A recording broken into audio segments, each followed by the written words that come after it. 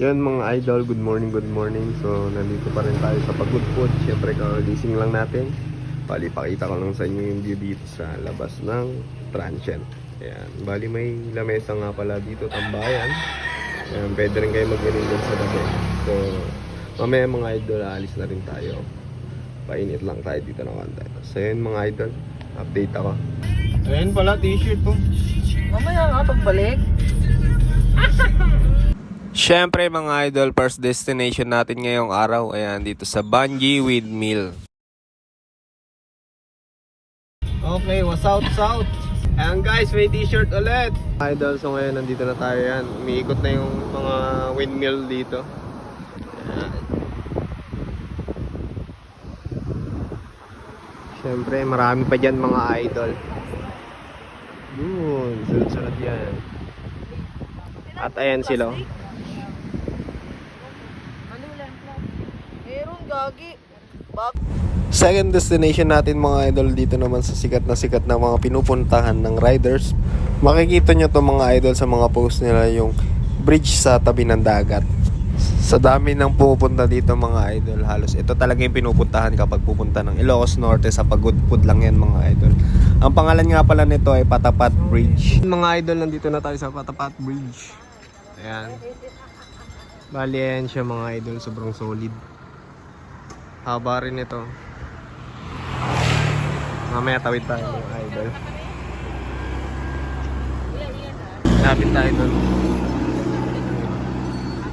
Gilid lang siya ng dagat mga idol, kaso sobrang taas. Sabay doon yung beach. Sobrang solid niyan mga idol. Kuya, mag-ingat ka dyan. Mga idol, pababa na tayo sa cave. Doon yata. May bayad doon sa kabila kasi may plug. Private.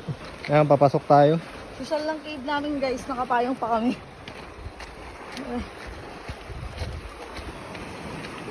Ayan, linaw ng tubig oh.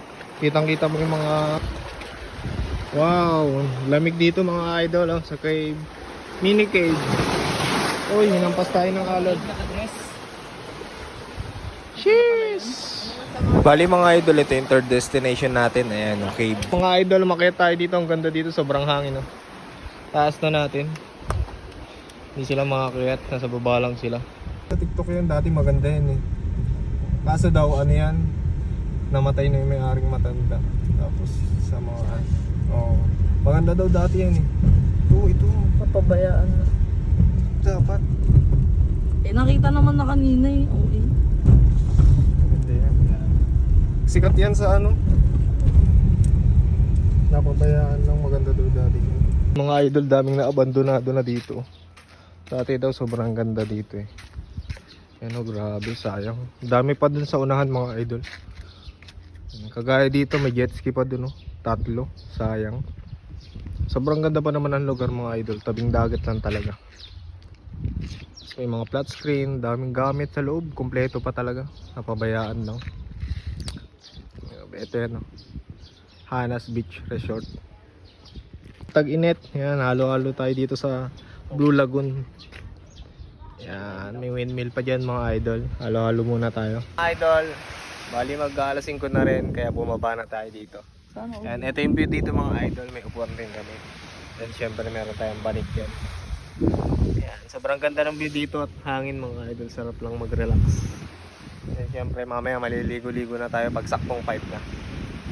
So ayun mga idol, update ako. Tapos ka malikot.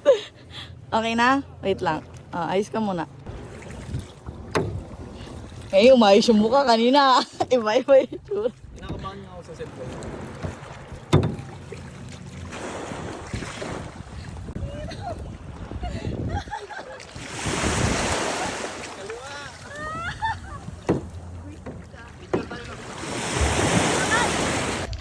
Yun, syempre mga idol, after natin mag-swimming, gabi na rin, bali dinner na. Dito tayo kakain nga pala. Ayan, malapit lang din sa transient.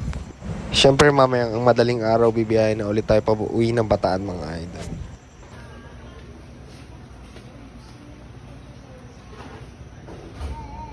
Bali mga idol, dumating na yung foods. Ayan, bakbak na to dahil gutom na rin, anong oras na. Maaga pa bukas. So, ayan. Kain muna kami mga idol. Picture tayo.